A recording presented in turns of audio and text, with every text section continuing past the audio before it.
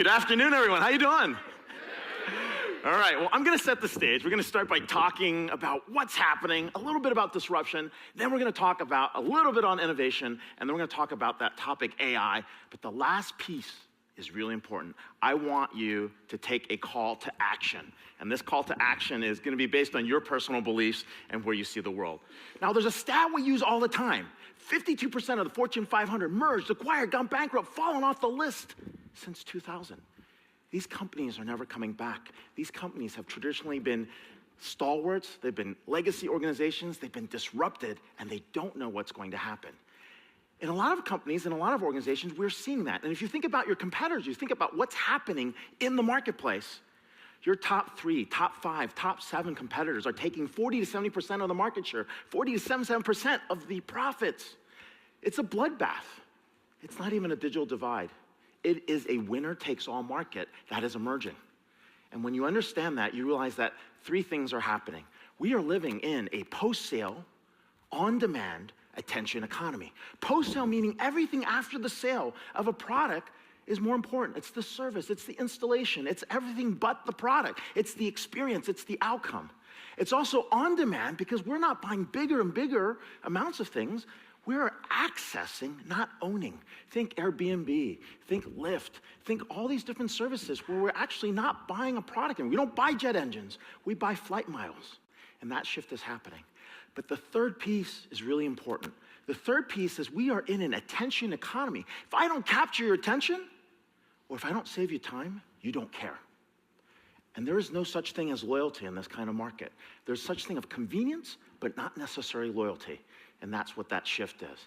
Now, this takes us to the topic of innovation because innovation is no longer a luxury, but there are different types of innovation.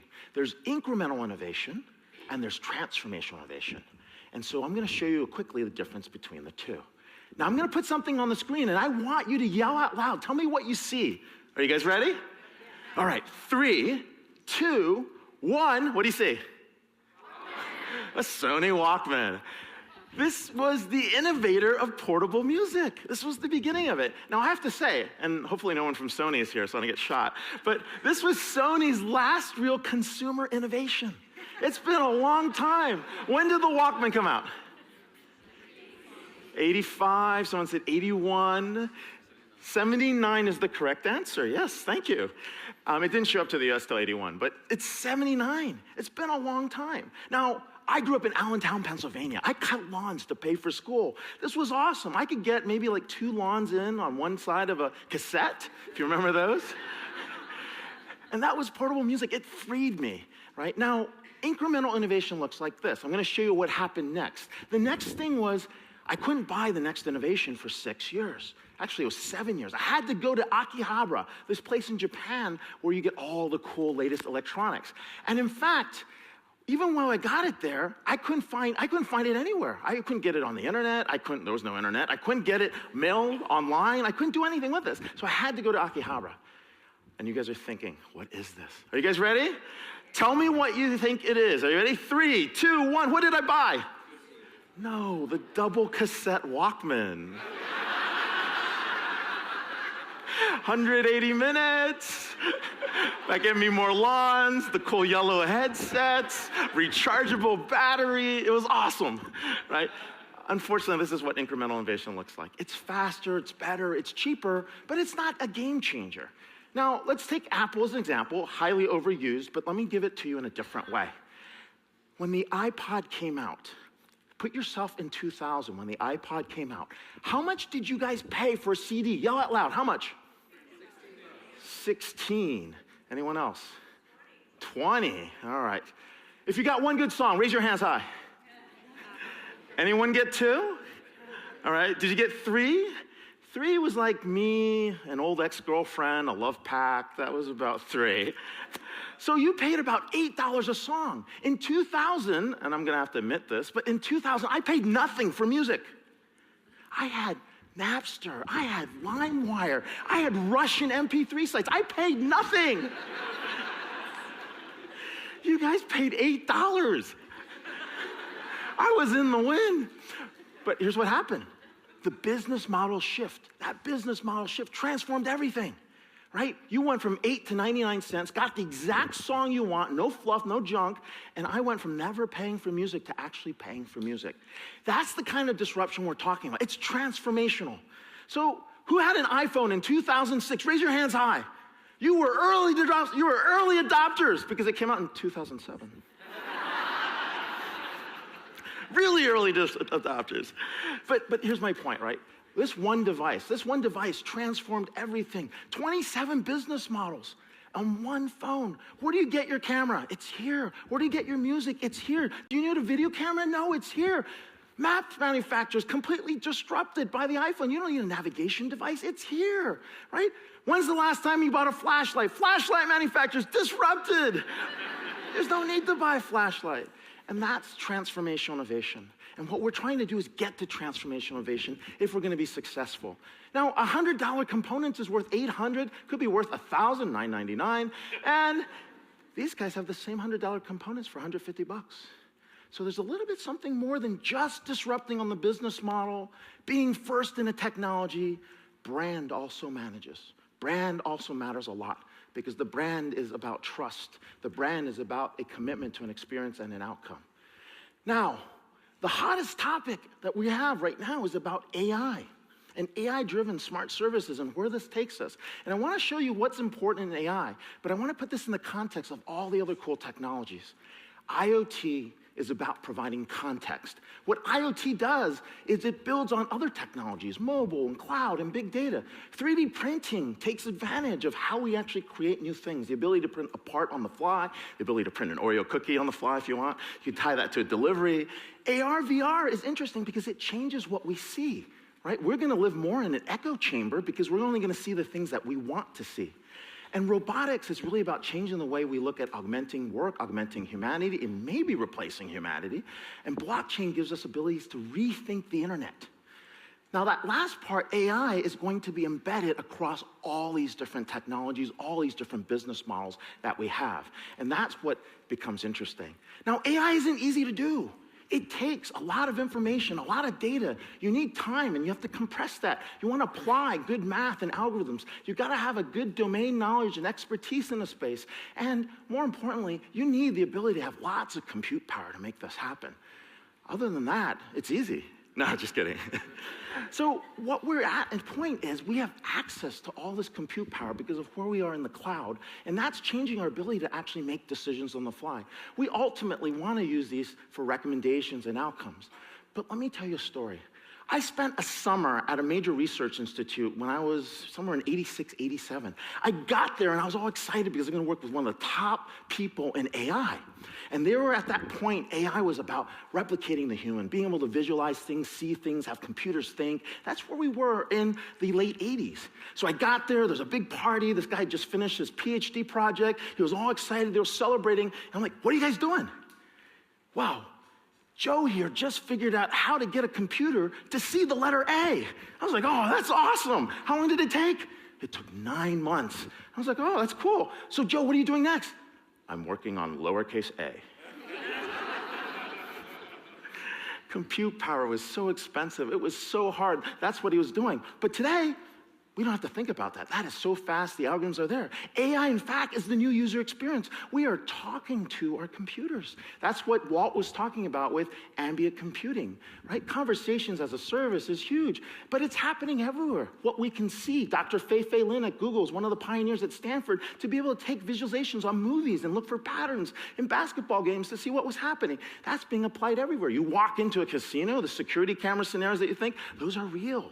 Right? It's everything from listening, talking, and everyone is talking to someone. Alexa, tell Siri to buy 20,000 copies of my book now, check out, Fastest way to bestseller if you really want. But my point being is, these conversations are being used everywhere. And that's just the beginning. That's just the access point. Vision is happening, the ability to look at someone, do a 27-point facial analysis, a gait analysis in terms of how they're walking, that is coming to life. They can use that to track patterns, to say, hey, that person looks a little bit suspicious. Or wait, that person is ready to buy. Right? All those things are starting to happen. And guess what? Even smell and taste are on the way. So, well, do you really want to smell these things? Do you really want things to replace that? Imagine that in a movie. That'd be crazy. So But that's taking us to all these different types of models. Now, the main thing behind this is we are building new types of business models. We're trying to transform how these things exist. Now, we have a client in the Boston area that does something with showers, and he's a very interesting person. He came up to us saying, hey, I'm gonna do something with AI and IoT and create this awesome project. And I was like, okay, what is it? Well, he said, look, we're gonna put a sensor on a shower, and we're gonna charge everyone $1 per shower head per month. I was like, that's the stupidest thing I've ever heard in my life. And he's like, no, it's not. And I said, okay, well, what's this about? Well, he said, look, if you go into a hotel, the top four out of the top 10 items in Net Promoter Score, which is really about, the ability and customer experience for people to buy additional things, it's a measure. And he said, look, 4 out of the top 10 are in the shower. It's too hot, it's too cold, the water's dripping, right? The pressure's bad. And if you can raise NPS by 1 point, you can drive revenue up 10 to 15%. And that's pretty cool. So we got together, got more drinks, more people joined in. Talking the conversation, they realized, hey, wait, we can do more with this. Imagine if you gave away the monitoring for free. If you gave that monitoring for free and took over the service contract, you could do something very powerful. You would have all the data on your competitors' parts. In fact, if you had the service contract for 4 years, you would actually have 4 years worth of data on competitor parts. You know exactly what parts are gonna break, how do they break, why that breaks, and you could use that to figure out what parts to replace with. And in fact, having that insight, in 10 years, you would have at least replaced almost 2/3 of your competitors' parts. And that's a very interesting strategy.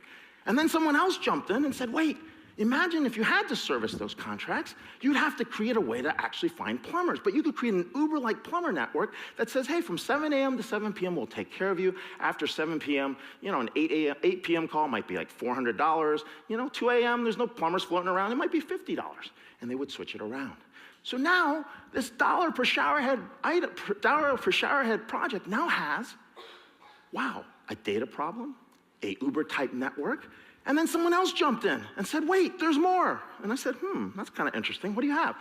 Well, who here steams their clothes in the shower instead of irons? Shame on you. That's a waste of water. So he figured out, this other guy said, hey, what happens if we gave you 200 points to keep your shower to 5 minutes, 100 points to keep your shower to 10, and if you go past 10, I'm only gonna give you like 50 points. That would change your behavior. And so what we have now is the ability to do 5 things on one business model. That is the power that we're trying to get to. A CX program, field service based on someone's data, an Uber-type plumbing network, a green program, and a loyalty program all into one. And in fact, what we're really doing over time is we're studying things for context. We're trying to figure out, is time and location and relationships and weather, how do they come into the role? And more importantly, how do we take that and give people choices? Because when we give people choices, we give them the ability to actually go out and make a decision and tell you what you're really gonna do, not what you polled or thought was going to happen. So who remembers Choose Your Own Venture books? These things were great. Start on page 1, go to page 57, come back to 23, go to 86. The end. Wait, but there's 23 possible endings. This is awesome. And so that's what we're trying to do. We're trying to give people the ability to make choices. We're trying to apply intention-driven approaches so that you can guess to see what happens. And so this is how it works. Imagine you're in a large apartment building or your large condo, you walk in the building, it doesn't know who you are, you haven't swiped in a key and says, but it looks like Ray and he's on the 15th floor. Okay, send the elevator to the 15th floor. But wait, suddenly, there's tons of people in the lobby. Send every elevator to the lobby because we need elevators. Now, what's interesting about this is I may also be trying to meet with my boss. And let's say I'm in an office building and she's on the 25th floor. And I've been trying to meet with her for like the last 10 days. I get a message that says, hey, your boss is available. She's on the 25th floor. Would you like to meet on the 25th floor? Yeah, that's awesome. So option 1 is we're only going to the 15th floor. That's 80% of the time. Your boss is now giving you an option. That's option number 2 at 65% that you might go to the 25th floor. And then, wait, there are donuts on the 5th floor. what do I do? Do I take the donuts, go see my boss? Do I go see my boss, get the donuts? But you get the idea. We're building mass personalization at scale, and that's where these AI-driven systems are coming. In fact, they're getting really smart. And when we think about things like AI, we have to stop thinking about the technologies, but think about the business outcomes. What are we trying to achieve? At first, tell me what's going on. Then give me some notifications, and then start telling me what recommendations, what suggestions, and then let's automate that. Now, the interesting part is when we get to prevention and predictions. When we can predict what's going to happen next, we offer choices. When we can prevent, we can save things from, a food allergy, right? Maybe I'm allergic to peanuts, and you'll never make that offer to me. Maybe someone's not compliant with money laundering. And maybe there's AML. Maybe we can prevent AML from happening, right? So all these things are starting to occur with these outcomes. Now, this is the question that we're stuck with. When will the robots take over? This is the challenge that's out there, because we are actually at a point where, when we think about this, the automation is moving very, very fast. Can you find the two humans in this shop floor? One, two, and there's the other one. That's the Tesla shop floor. Is there a third? Anyone see a third? But that's my point. We're seeing a shift to automation, and this automation is happening very quickly. It's happening based on if something is highly repetitive, if things are in volumes that humans can't comprehend. It's happening when tasks are both really complex and really simple. It's also happening when we see physical presence being a requirement. Then, okay, there's no need for a robot. But if there's lots of nodes, we're definitely going to need a robot. And if there's a lot of time to take something to solve, you're going to need a robot. So jobs are going to go away, certain types of jobs. Notice how comp sci folks are still there. I don't know why. Medicine, right? But the main thing here is, where are we on ethics? So you ever hear that joke? Two autonomous vehicles crash, and who lives? You ever hear that? It's a very interesting ethical problem, right? What happens, and I know I'm running a little bit out of time, but give me some time, and I'll show you. So two cars get in a crash. Who lives? Is it the stockbroker? Is it the priest? Is it the pregnant woman? Is it the single mom with two children? Who lives? Those are the kinds of questions we're going to have to answer.